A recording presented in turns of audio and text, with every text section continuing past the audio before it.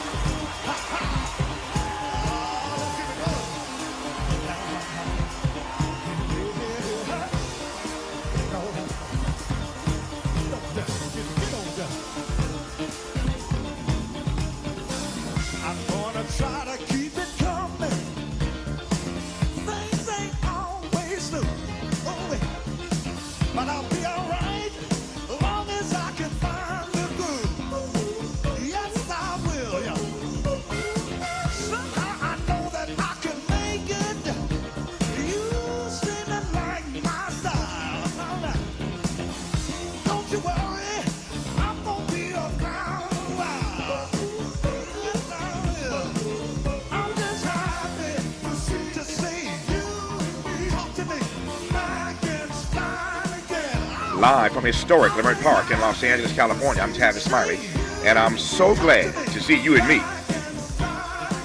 Back in stride again.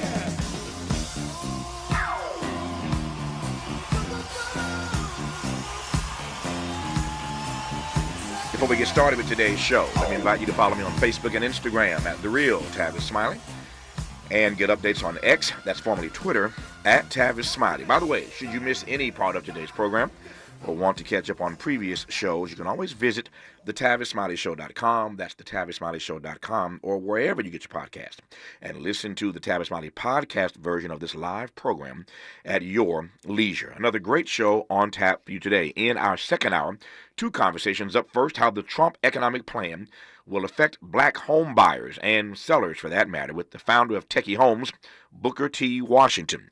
Yeah, that's his real name.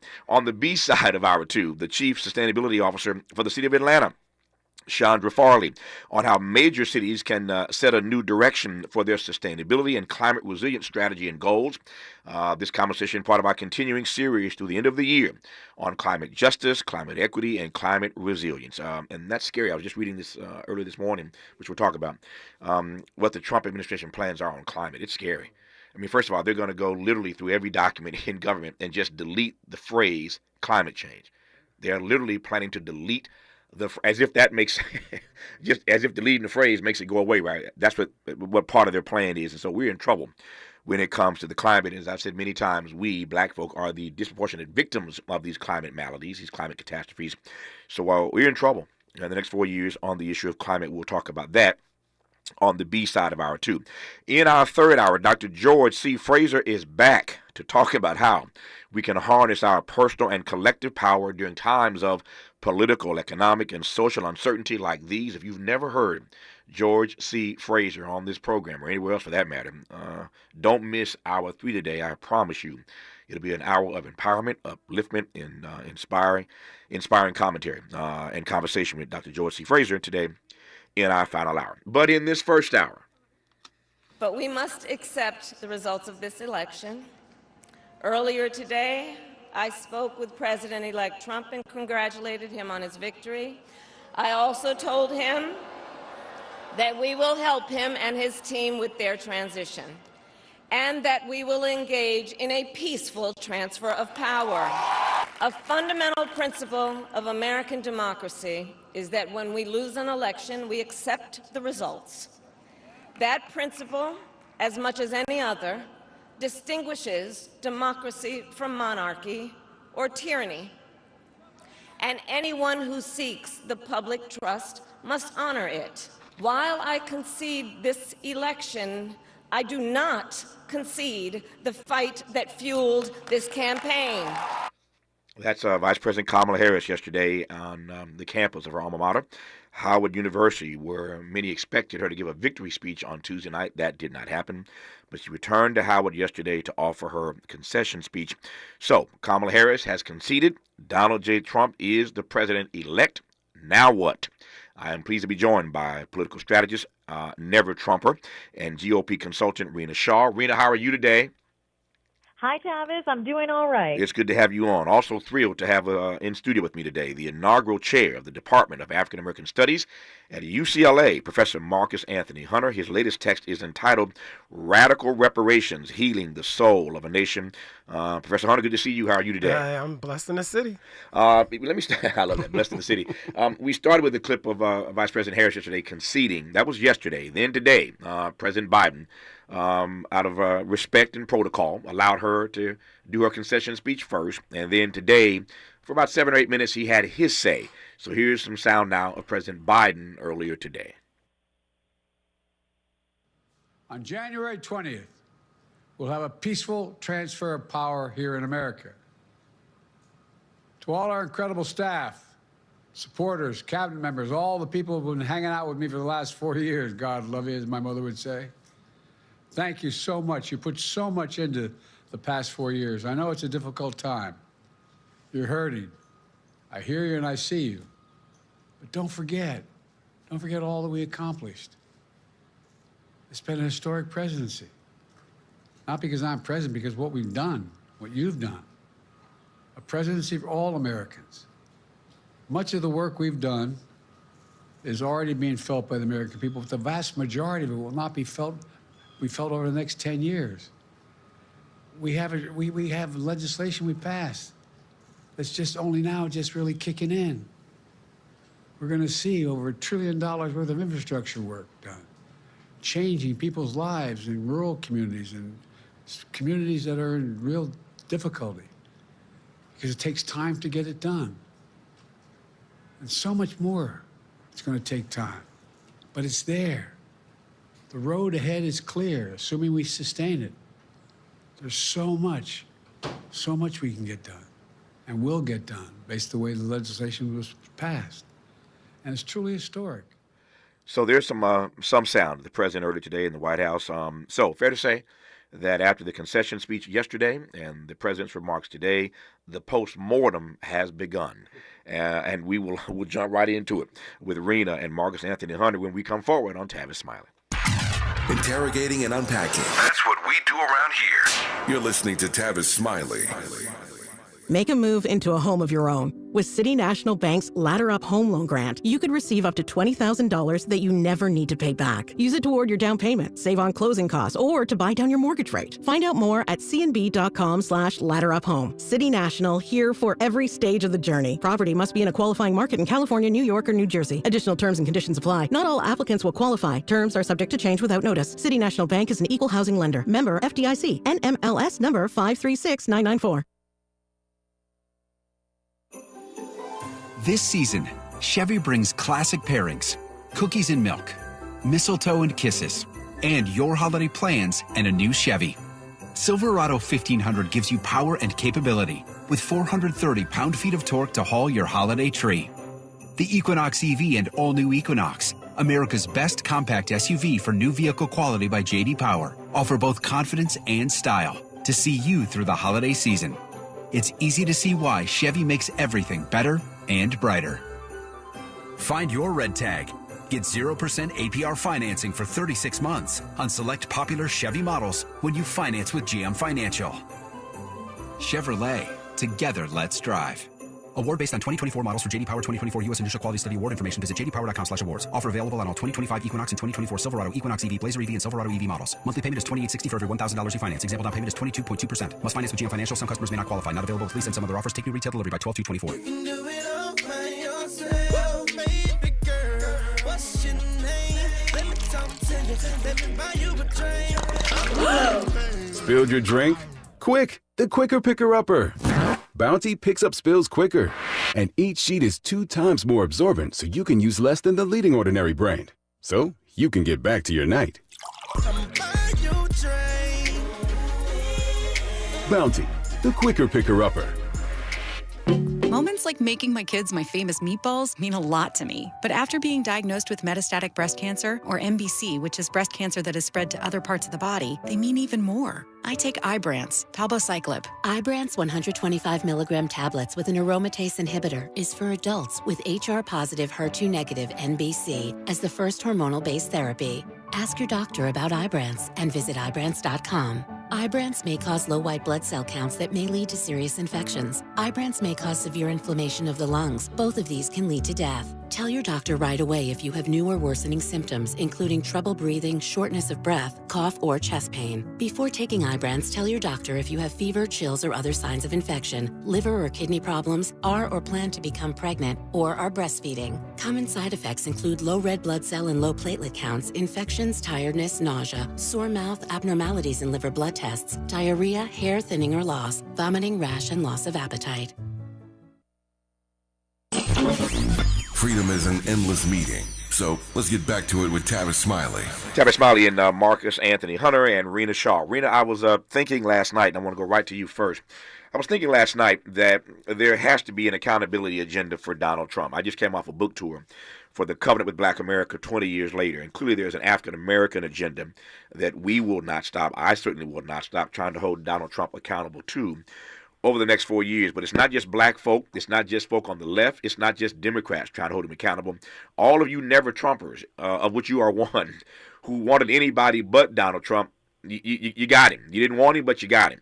So the question is, what is the accountability agenda for those of you on the right, those who didn't want him in the first place, now that he's in and he's going to run the game, run the playbook that y'all knew he was going to run if he got elected? What's the accountability agenda for y'all on the right? Yeah, I think that's a fair question. On the one hand, it's, we were the crop of people, small but mighty, warning about this guy since 2016, warning about him from the moment he came down the golden escalator, saying he's not a conservative. This is a guy who's here to hijack and use his party to make the gains he wants to make. And I'm still convinced that this is a man that just simply wanted to see if he could win, simply wanted to just get in the spot and give it a shot and see what it was about. And frankly, then it became about the ego. It was the way he was historically kicked out of the White House. And look, I got to say this. I would be remiss. I do think the country kicked him out writ large because of the COVID-19 pandemic. Despite all the absolute nonsense he did that felt so very anti-American, starting with the Muslim travel ban, I think people were, we're a deeply unserious country, Tavis, and we have to acknowledge that about ourselves. We want short-term wins. We look at things very much with, tunnel vision, and that's how we got here. And so, forgive me for saying it can't just be on us. It has to be on the Democrats to really say, where did we go wrong? How did we get this so absolutely flawed? Because, look, Trump is a political hero to many. But I think what we've seen in this absolutely ahistorical moment is that this is a bit of a rock star situation. Sadly, I mean, I don't think he's a rock star, but he's made this comeback that's for the ages. It's going to be written about hundreds of years from now, probably. But it couldn't have happened, Tavis, without the failures of the Biden and Harris administration on certain messaging fronts, in certain policy areas. And let's not forget, a lot of the media in this country has to accept responsibility for it too, because it's been clicks. It's been all about a click culture that led us here. And that led directly also to a distrust in the system. So I don't think it would have been such a landslide without these elements all kind of syncing So it's not just Trump. It's not his strategist who crafted this brilliant campaign. He went off script so many times and did not listen to them, by the way. Yep. And so I just want to say this. I have, for the past 24 hours, been saying it's been luck as to why Trump got back in. And people say, well, you can't reduce it to that. Yeah, I absolutely can, because it was the conditions that surrounded this run. That's all it's not. Did he have some brilliant ideas? No, absolutely not. Right. Did he make the conservative case? Did he put free speech front and center? In many ways, he did. See, and I want to give you this last bit here because I think this is important. A few years ago in Virginia, right outside Washington, D.C., there's a very moderate Republican by the name of Glenn Youngkin. Mm-hmm. He wasn't looking very good next to former Governor Terry McAuliffe in seeking a run for the governorship of Virginia. But at the last minute, he got lucky. Why? Because of the pandemic, there was a sentiment amidst parents right outside Washington, D.C. I'm talking about the wealthy but also not wealthy part of Northern Virginia. I'm talking about regular parents who were so mad about the school system and what was going on that they propelled that guy to a win. Yep. So things like this do happen, but we need to examine the conditions that went around, and only then, Tavis, can we talk about some accountability and then who bears the responsibility of leading the accountability charge. So there are a few things to respond to, given that Rena has said. Glad we have the hour to unpack a lot of this.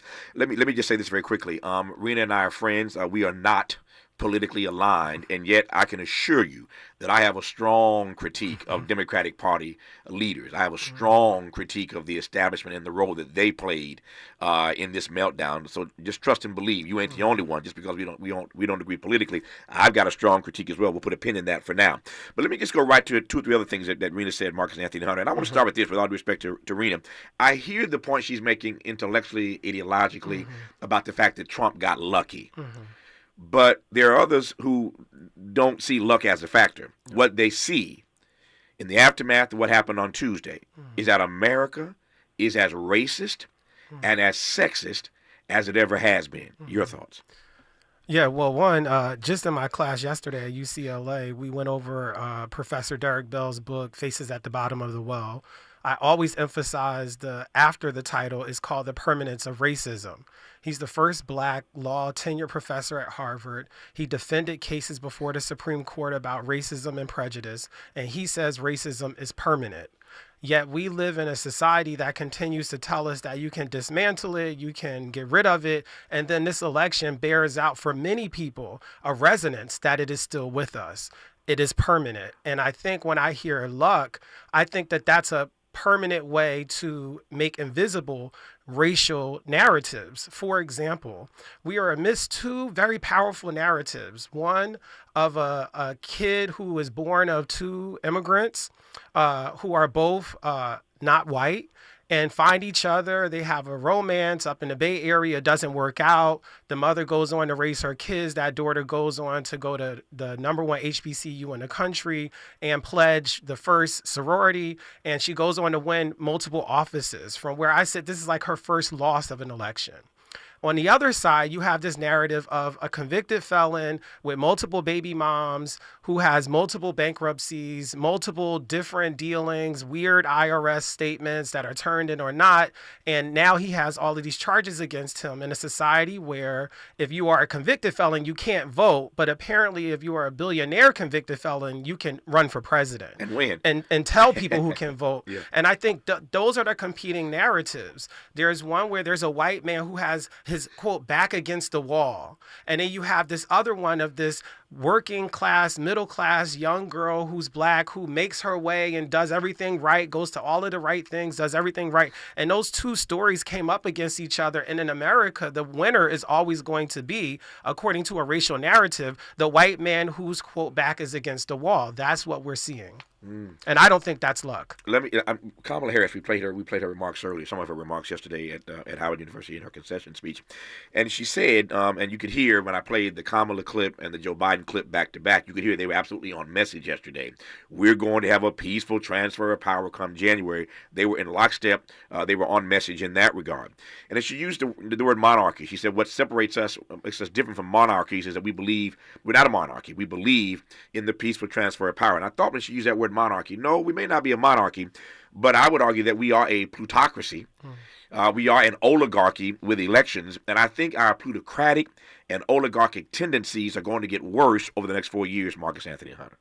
Yeah, you're not wrong about that. I think part of what we see happening is that there's also this fear that goes on. So when we talk about oligarchies or plutocracies, part of how they keep their power or keep it that way is the politics of fear, where we don't know if Jeff Bezos was just afraid or was he going in a new direction with the Washington Post? We don't know. But there is a responsibility that papers of record have to letting people know where the facts stand.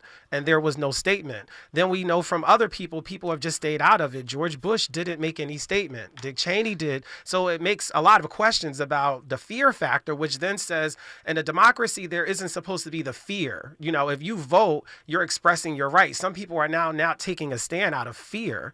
And we've seen why. Because in the previous administration, 45, it was a lot of retribution and retaliatory politics and investigations as penalizing you for taking a stand, which is another element of what you described in those kinds of governments that just happen to have elections. So, Rena, how would you respond? I hear your point about luck, as I said earlier, and I take your point about the conditions that Donald Trump exploited. I hear you loud and clear. But how would you respond to those who saw racism and sexism at play in this race? I have to respond. I mean, I'm a brown woman with 3 very young children, who also happen to be brown skinned. And I think about it a lot. It has been very difficult for me to navigate politics in this modern era, being a brown woman from a rural area, being the child of immigrants, one of them from India, the other one from Africa, Uganda specifically. And so, look, I'm not like most other people. But then when I look at most Americans, I just try to find common ground, like most people, right? And I know that we as a country are so flawed because of our original sin, because of what's taken place. And I know the civil rights movement in this country has laid the foundation for how and why I move about the way I do in society. So I have to acknowledge those things off the bat. I'm not trying to reduce this to luck by saying misogyny and racism did not play a part. Of course, those things were calculated by many Americans who went to the polls. But what I'm saying, putting on my political strategist hat and offering up what I think are some inconvenient truths, is that perhaps they weren't as greatly at play as we had thought. I always worried about the deck being stacked differently and how we judged Kamala Harris, this extremely overqualified woman. She is exactly what my mother raised me to be. She's exactly what I want my daughters to be, which is to go on and get elected at every level of government. I mean, some of my girlfriends and I sat around, we talked about that, and we were humbled. We were truly, it was a moment of awe, because she stands in a league of her own, and she will no matter what. And there's more I want to say on that, but I want to say this. The luck portion is that, unfortunately, there's a silent Trump voter out there who decided to move economy, cost of living, home ownership, immigration concerns, crisis at the southern border that was being thrown at them, numbers on that, crime, public safety, fear of sort of the unknown. Is my community actually as safe as they're telling me it is? All that stuff fed into the minds of some of these people. And that is what got bumped up in terms of their priorities. And that's what led them to distrust Harris, because they saw her as an extension of Biden for years. I supported her, but one big misstep was going on daytime television and being asked, what would you do differently than Biden? And not saying you do something differently. Stand up, sister. Stand up and be real. And I think she missed an opportunity, but I do not want to punish her here. I just want to say, we know he is a mess. We know Trump is a con. We know he is a narcissistic individual. But I submit to you that Biden's last narcissistic act of not dropping out of this race way sooner than he did was more offensive and more racist and more misogynistic. Wow. In many ways. Not in comparison to Trump. Sorry. Okay. No. Let me it's a standalone statement. No, I am so furious at Joe Biden for doing what he did. I voted for him one time, and I wanted to vote for him one time only. When he announced re-election, that was the day he put the nail in the coffin for Kamala Harris, a highly, highly qualified woman that was unfortunately had a deck of cards stacked so high against her. Yeah. That was two things here, right quick. I'm watching my time. Got 3 minutes. Marcus will start now. We'll continue on the other side. That was a strong and damning indictment of Joe Biden, which I'll let you respond to. But before we get to that part, though, I saw you moments ago sort of nodding in agreement with something that Rena did say about a missed moment that Kamala Harris had. Yeah, on The View, when the question was asked, what would you do differently? I think that's a really important post-mortem point. Was I thought even if you just have an answer where you say it will be a Kamala Harris presidency, we hear her say that later, but it seemed like it was in response. It's to say you're not going to have a Joe Biden presidency because my name is Kamala Harris. So there will be a multitude of things that I will be doing differently and I would have done differently. But I think that point is very well taken. Very well taken. My sense is, and this is a tricky, somebody might call it a tightrope. It is very difficult when this person has made it possible for you to be the vice president. Right. And they stand down and pass the baton to you. So you ain't got to run in the primary and clear out the field. Right. You owe this person. You owe this person. And so my sense was that Kamala had a very, very difficult time putting any distance between her and Joe Biden because she didn't want to hurt his feelings. Right. And they pushed the old guy off the stage already anyway. Right. So that her comment on The View, I think I agree with both of you. It was a missed opportunity. It did not surprise me, given that I think she was on this tightrope, trying to not hurt the feelings of the guy who had given her this amazing opportunity. Looking at my clock here, it wouldn't be fair to give Marcus Anthony Hunter 20 seconds to respond to what Rena said, but I want to get to that because I think I got a thought on that myself. I'm going to noodle over the next couple of minutes, marinate again on what Rena just said. It is a strong indictment of Joe Biden. And I want to unpack that. You all heard it. Let's wrestle with it when we come forward. Our guest in this hour, our political consultant, Rena Shaw, Republican, and political strategist as well. Marcus Anthony Hunter is professor of African American Studies at UCLA. His most recent book is called Radical Reparations, Healing the Soul of a Nation. As I said earlier, the post-mortem has begun. We will continue our conversation about all things post-election day and where America, that's the Kingian question, right? Where do we go from here? You're listening, and I'm glad about it, to Tavis Smiley. For all the freedom-loving folk, this is Tavis Smiley. I feel like freedom.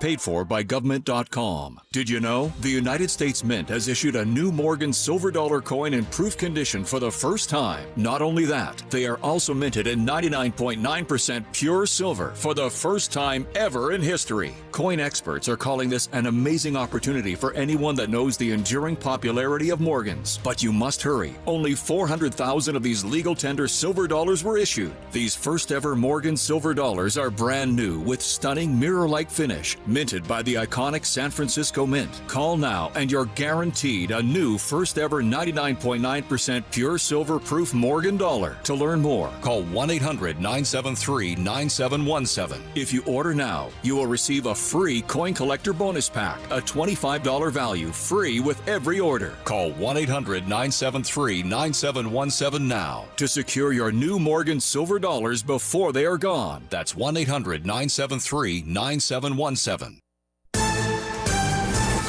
I'm Bree Wood with 4 things you should know from BIN News. President-elect Donald Trump must assemble a transition team before Inauguration Day on January 20th. He needs to fill around 4,000 government positions, including 1,200 requiring Senate approval.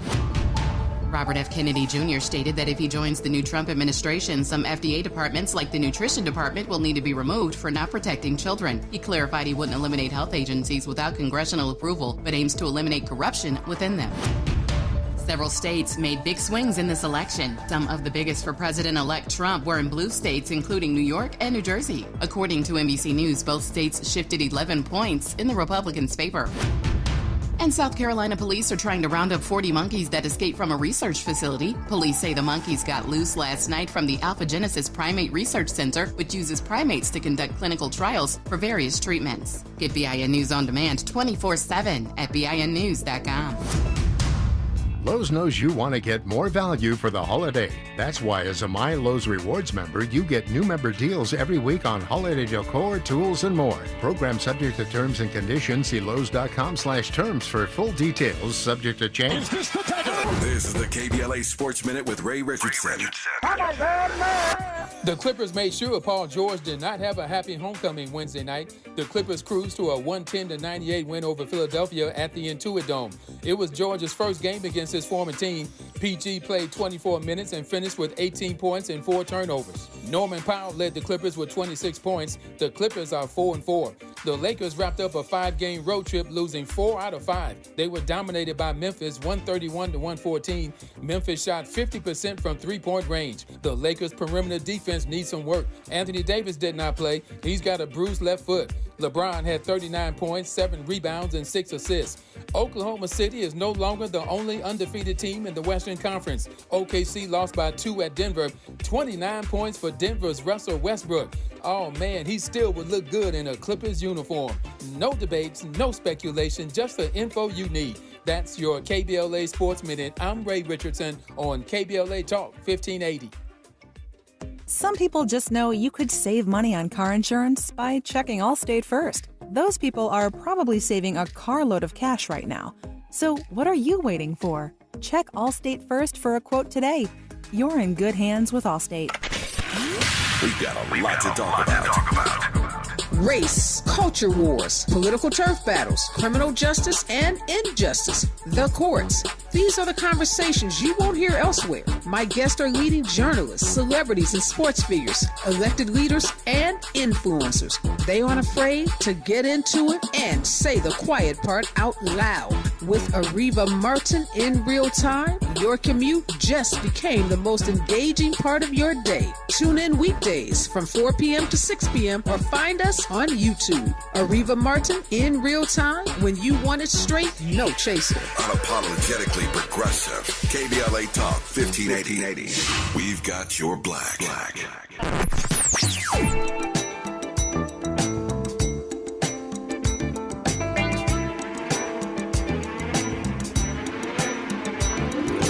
This is KBLA Talk 1580. Talk radio. That's music to your ears.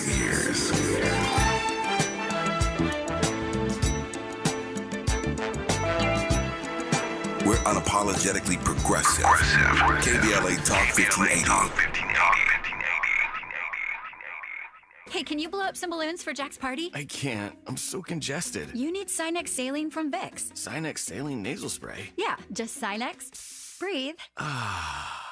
Sinex Saline instantly clears everyday congestion associated with colds and year-round allergies with a gentle, ultra-fine mist that's no mess and easy to control. Daddy, we need more balloons. On it. Enjoy life's important moments without congestion. Try Sinex Saline from Vicks. Just Sinex. Breathe.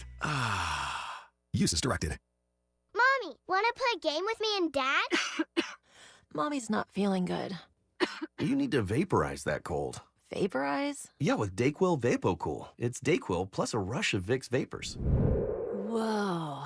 Come on, honey. Let's let Mommy rest. You guys are amazing. And so is Dayquil VapoCool. Dayquil VapoCool, the vaporizing daytime coughing, aching, fever, power through your day medicine. And to vaporize sore throat pain, try Vicks VapoCool drops. Use as directed. Keep out of reach of children.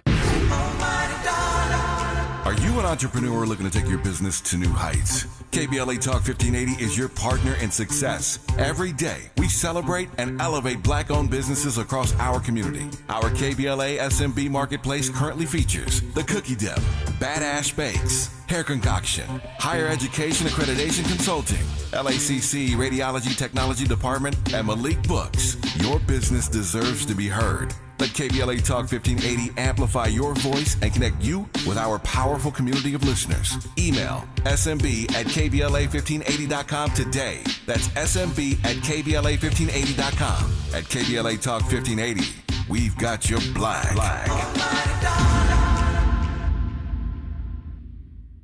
We all hear the radio ads about the IRS. They tell you to be afraid, to be scared, and they try to frighten you into calling. I'm not here to do that. Tax Relief Advocates is different. TRA is here to tell you that if you owe money to the IRS, whether it's $5,000, $50,000, or $500,000, we have a solution. It doesn't matter if you're sitting in your car, at work, or with your kids. No matter where you are, call now. 800-550-9651. Don't lose hope. TRA can eliminate or reduce what you owe to the IRS. Generous programs are now available that can give you a fresh start. Our passion is taxes and helping individuals fix their IRS problems. We have over 1,000 5-star reviews on Google and an A+ with the Better Business Bureau. You don't need to be afraid of the IRS any longer. End your tax nightmare today by visiting us online at TRA.com or call 800-550-9651. That's 800-550-9651. Tax Relief Advocates. Real solutions for real people. Sometimes he fails at fitting in, but we're okay with that. You're inside the Tavis Smiley Show. You are indeed with UCLA professor Marcus Anthony Hunter and political consultant, strategist, Republican Rena Shaw. There's some breaking news here. It kind of fits in interestingly to this conversation. Gavin Newsom, the governor of California, has just called for a special session to fund California's legal defense against Trump. They're already so concerned here on the West Coast in California of all that the Trump administration is going to do on a woman's right to reproductive freedom choices, et cetera, et cetera.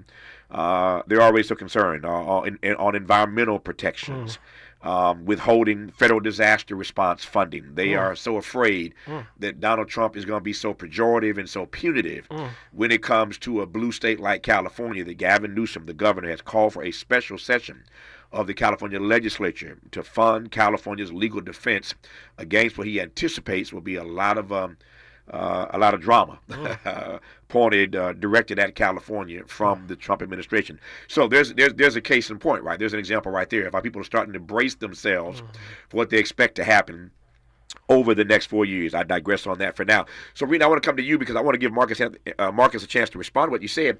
But for those who may have just tuned in, you missed Rena with I was going to say a shot across the – no, it was a body shot. It wasn't a shot across the brow. That was a body shot on Joe Biden when she said that he was misogynistic and racist. I thought about your comments, Rena. I want to give you a chance to unpack it. I thought about them, and I'm not so sure that my critique of Joe Biden would lead me to call him a misogynist or racist. However, having said that, there are ways in to see Joe Biden through those lenses. When you think about the Clarence Thomas hearings with Anita Hill, you think about Joe Biden years ago signing that racist crime bill. You had to get caught with 100 times more powder cocaine than crack cocaine to get the same sentence. Crack using the streets, cocaine using the suites. It was racist. There are other ways that one could, there are other ways in to see him perhaps through that lens, but that's a strong indictment, Rena, to call him misogynistic and racist. I just can't take those words back because I just feel them in my bones. I mean, what do you want me to say? You got a biracial woman right in front of your very eyes that took you to task on the Democratic primary debate stage about busing, about your previous track record, right? And then you pick her, not because she performed so well in the primary. She didn't, truth be told. I mean, her numbers were pretty bad. Right. But he picked her because she was an identity politics choice. And I think that was kind of lame, I mean, look, I'm glad she got it in the end. Like, I'm sort of equal opportunity in some way. I hate identity politics on one hand, but on the other, I'm kind of like, great that she made it the first woman as VP. But is that misogynistic? Okay, so then we fast forward right to this year, right? And he just would not step out of the way because why? You've got a woman next to you who is a brown woman, and you're just not trusting her to take the reins, yet you picked her. I just think it exhibited high levels of misogyny and racism in that movement, because if he had a white older male next to him as VP, he would have given up the minute he started to show visible signs of cognitive impair. I'm not sure. I'll let Marcus respond. I'm not sure I buy that. Joe Biden had done what he needed to do to secure those delegates. He's been in this game for better than half a century. I don't think that Joe Biden would have turned those reins over easily, period. It only happened because he was forced to do it. As I said earlier, they pushed the old guy off the stage. It just so happens that he has a black female vice president. But I'm not so sure, Rena, that he would have given up those reins easily, no matter who was behind him at number 2. So you think it's more narcissistic than misogynistic and racist? I hear your point. It could be narcissistic, but even more to the point, he earned those votes. If the Democratic Party made him their nominee, and all the Democratic bigwigs didn't say or do anything earlier on to stop that from happening. Here's my point, and I've said it before. Here's my critique of the Democratic Party establishment. So does Joe Biden have an ego? Every politician has an ego, no question about that. You got to have an ego to run for president, much less be president, right? But my point is this: when he said initially he would be a caretaker president. Mm-hmm. Basically, I'll be a one-termer. Yeah, right. We just got to get this democracy righted again after 4 years of Donald Trump. Our reputation has been irreparably harmed, perhaps around the globe. I'm the guy to right the ship. He told us that early on. It's the Democrats who allowed. They knew what his age was. They could count. They knew how old he was, and according to everything we've read, everybody in his inner circle, everybody in Washington knew he was starting to falter and fail a little bit.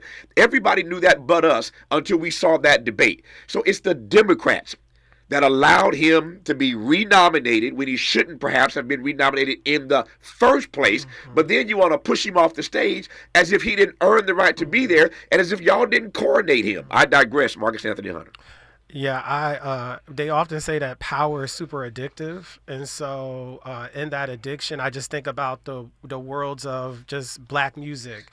How many people we know were suffering with some form of addiction, and the people around them prefer for them to stay addicted to it so that they can move in the way that they want to.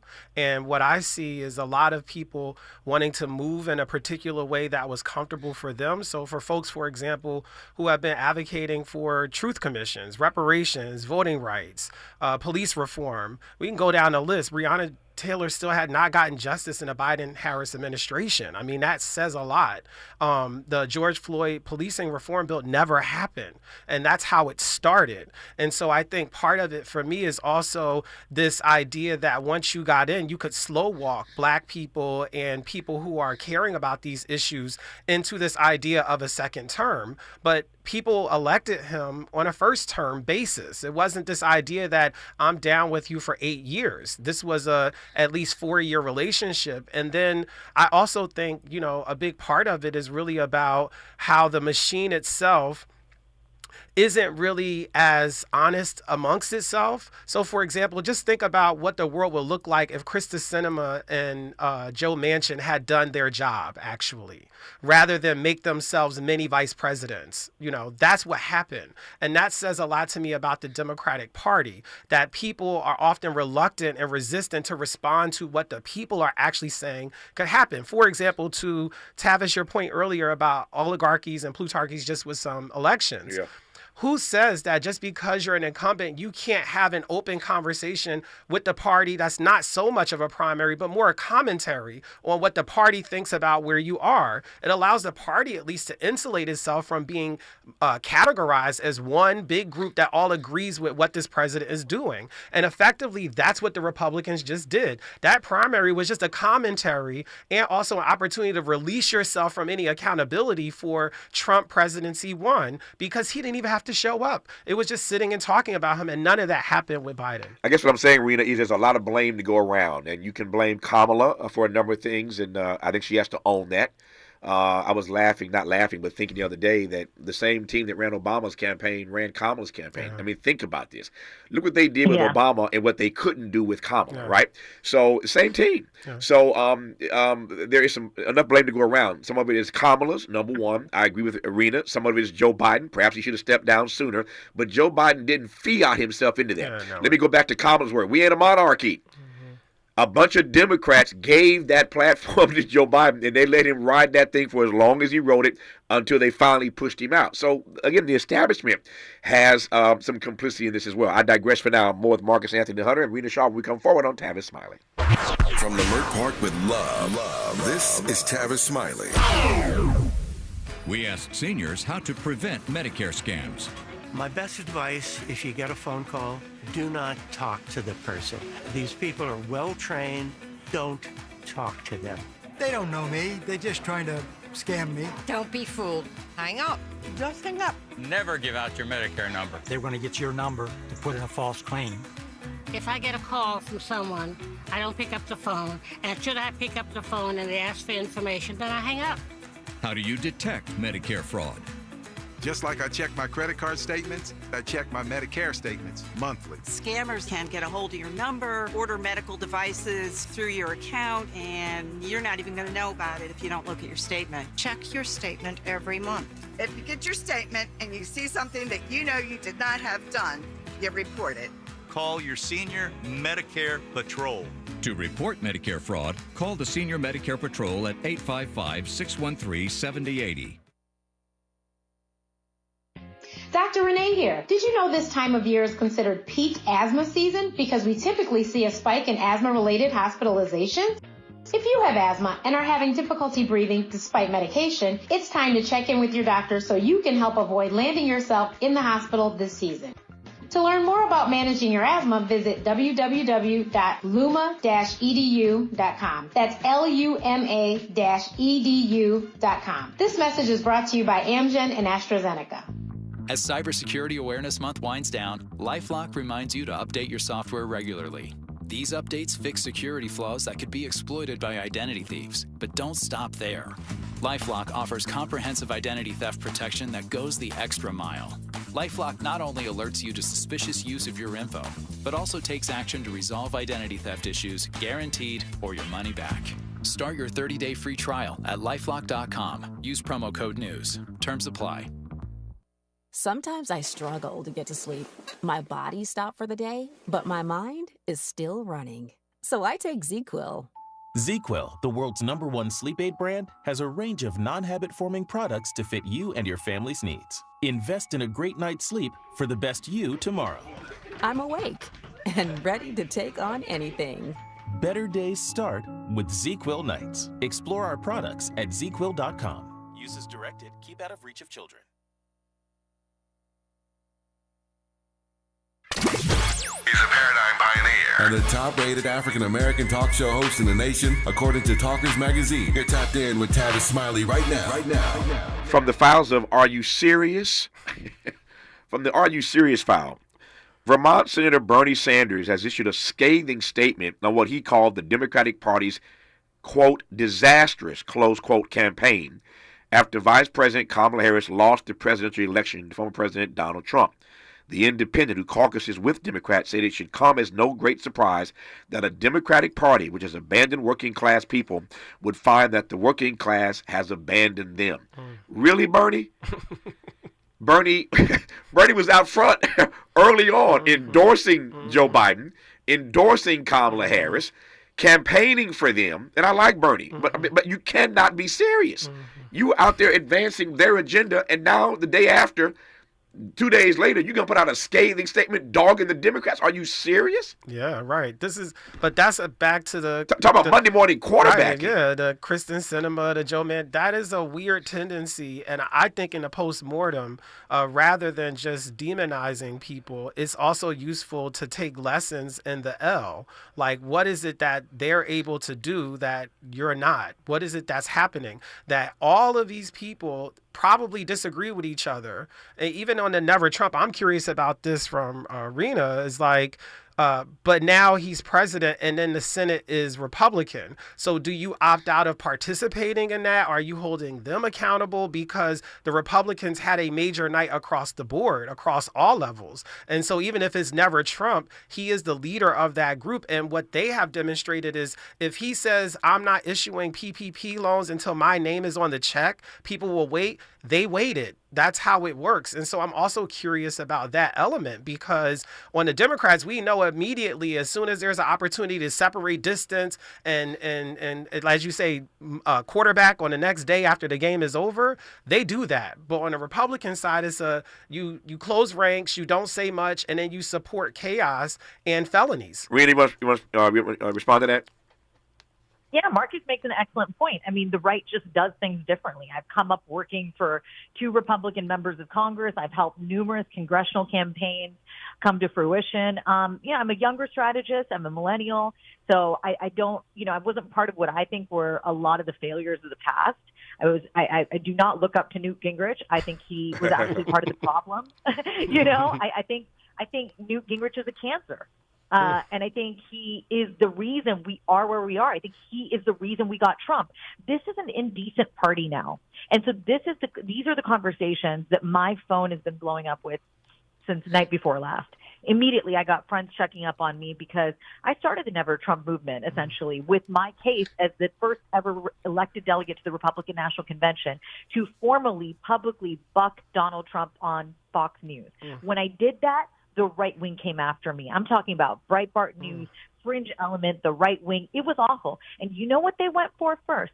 They went for my color. They went for my religion. They said, you're not one of us. You're a rhino. I said, look at my resume right here. I've been a registered Republican since I was 18. I thought this was the freedom-loving party. What are y'all trying to do up in here? They were disqualifying me, thinking that I was Muslim, and I'm not. But what's wrong with being a Muslim? First of all, these people have a problem, a sickness of the mind, where they think white is right. A lot of them. And they cannot see somebody like me as fitting in because I'm not Christian either. So that really throws them for a loop. But you know what I started to do as a young woman on Capitol Hill? I started, again, find that common ground. I started to talk to them about why my family loved freedom, why my father taught America to me as an immigrant from Uganda. He taught it to me as an experiment, as a beautiful experiment, the best one in the entire planet. And he said, here, we are safe because we can be viewed on our merit. We are beyond our color here. And I was born and raised in Appalachia, and I was treated properly, I think, because it was a different era. We are in the era of indecency. So Never Trump, hashtag Never Trump the movement is dead. Officially. It really is. No. There's nowhere to go. You either disregister with this party, which is indecent now, and you become an independent, you say, you know what, I don't align, and you just criticize from wherever you feel you fit in. I don't know. It's politically homelessness right now. Rena's on fire today. Misogynistic, racist, cancer. when we come forward in our remaining moments, the Republican Party, whatever one thinks of it, and you just heard Rena's take on it, they are still the party of Donald Trump and will be for the next 4 years at least. The Democratic Party, though, has a reckoning now. What happens now to the Dems? Wait till I share with you what Ralph Nader said about that. And we'll get Marcus's and Rena's response to what the Democratic Party does now. You're listening to Tavis Smiley. Helping to stretch your moral and political imagination. This is Tavis Smiley. If you're like me, 60 and retired, making ends meet, especially here at the supermarket and drugstore, is tough. I'm so blessed to have found BenefitsCheckup.org. It's a free and confidential website from the National Council on Aging that connected me to $1,200 a year in programs that help pay for food, medicine, utilities, and more. Maybe it can help you. BenefitsCheckup.org.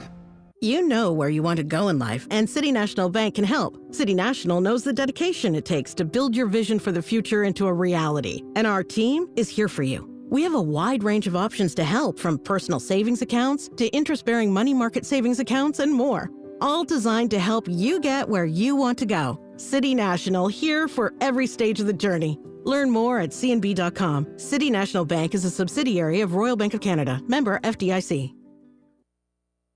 Hey there, Los Angeles. This is James Lucky Jr., publisher and editor of Los Angeles News Observer. Are you hungry for news that matters to you in the African-American communities of Los Angeles? Well, buckle up, because we got the scoop you've been craving. Stay in the know and never miss a beat with our free weekly publications conveniently available near you. Or hop on the digital wave and become an exclusive subscriber at OGNSC.com. Don't forget to join the party on Instagram and Twitter at OGNSCINC for behind-the-scenes access and sizzling updates. No more FOMO. Let's stay informed, connected, and empowered together. KBLA Talk 1580. We've got a lot to talk about.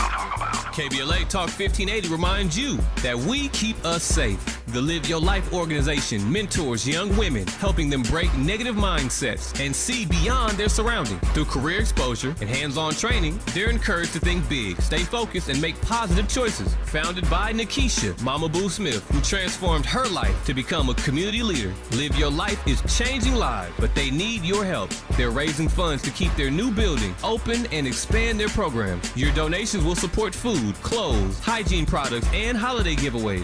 Visit liveyourlife32.com. That's LIVEYOLIFE32.com to help today. This is a community call to action from KBLA Talk 1580. Eggs are a staple in our diets, and there's only one egg with more delicious farm fresh taste plus superior nutrition. Eggland's Best. With more vitamins, including 6 times more vitamin D and 10 times more vitamin E, plus 25% less saturated fat than ordinary eggs. Available in so many delicious varieties: classic, cage-free, and organic. Eggland's Best. Better taste, better nutrition, better eggs. Freedom is an endless meeting, so let's get back to it with Tavis Smiley. I just quoted you what Bernie Sanders had to say. Here's Ralph Nader on the future of the Democratic Party. 24 civic leaders in 2022 going into the present time tried to tell Democrats how to communicate, what to communicate with all the people, and they didn't listen. They got to stop blasting. They've got to stop blasting away at people who want to challenge the Democratic Party. The party says to everybody on their side, you know how bad the Republicans are? You got nowhere to go. They spend a lot of money attacking the Green Party, the tiny Green Party, instead of listening to Reverend William Barber, who said, look, there's 80 million people who aren't going to vote. A lot of them are low-wage workers. If you get 15% of low-wage workers, who aren't voting to go to the polls, the Democrats could win. They didn't listen to Barbara. They didn't listen to all the citizen groups who know how to talk to people, not just liberal patients or liberal workers, but conservative workers, conservative patients. Remember, a vast majority of this country wants to tax the undertaxed wealthy and the corporations. They want to break up the big banks. And above all, in poll after poll, they say that corporations have too much control over their lives. Sherrod Brown in Ohio pulled in his horns and he lost. Bernie Sanders' campaign on corporate power, he won in a landslide in Vermont. And Harris refused to campaign with Bernie Sanders, but she campaigned in several states with Liz Cheney of the criminal Cheney family and the invasion of Iraq that killed over 1 million Iraqis. So the blunders were endless. Got a minute and a half to go. 30 seconds to you, Rena, as to what the Democratic Party needs to do looking inward going forward. The Democratic Party needs to listen to Muslim Americans and Arab Americans especially, as to the pain points they have. And we know the greatest one, right? It's obviously what's happening over between Israel and Gaza. And I think in general, they feel betrayed, but they're not the only community that feels betrayed. I think what people have started to feel the Democrats have turned into writ large is a party of a genuine elite. Yep. You know, people who will say, let them eat cake, you know. This is a situation that it feels like there's an inability to look inward. And I don't know how they begin without starting to examine how they lost suburban women first. But that's the point that Ralph Nader made. They got to look inward. Last 30 seconds to you, Marcus. Yeah, I think that they have to recalibrate and to see that among all of the groups that are their foundation support, we say this every election cycle, are Black people, except they do not have an unapologetic Black political agenda. And what happens is that by keeping that away from you, you're also now losing many Black voters. In Philadelphia, 1 in every 4 Black men voted for Trump in Philadelphia. And so that's saying that your denial and refusal to think that a radical Black political agenda is to the benefit of all America is at a disservice to yourself. We shall see in the coming days how this postmortem rolls out, but everybody's having their say. Bernie Sanders giving Democrats the Heisman now. Ralph Nader with his say, and everybody else. Everybody wants to distance themselves from the Democratic Party right now. We shall see. Rena Shaw, political consultant, good to have you on. Marcus Anthony Hunter, professor at UCLA. His book is called Radical Reparations, Healing the Soul of a Nation. I'm delighted to have both of you on this program in this hour. Thank you both. You already know. More of Tavis Smiley when we come forward.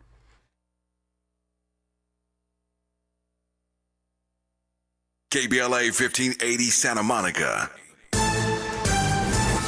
I'm Bree Wood with 4 things you should know from BIN News. President-elect Donald Trump must assemble a transition team before Inauguration Day on January 20th. He needs to fill around 4,000 government positions, including 1,200 requiring Senate approval. Robert F. Kennedy Jr. stated that if he joins the new Trump administration, some FDA departments like the Nutrition Department will need to be removed for not protecting children. He clarified he wouldn't eliminate health agencies without congressional approval, but aims to eliminate corruption within them. Several states made big swings in this election. Some of the biggest for President-elect Trump were in blue states, including New York and New Jersey. According to NBC News, both states shifted 11 points in the Republicans' favor. And South Carolina police are trying to round up 40 monkeys that escaped from a research facility. Police say the monkeys got loose last night from the Alpha Genesis Primate Research Center.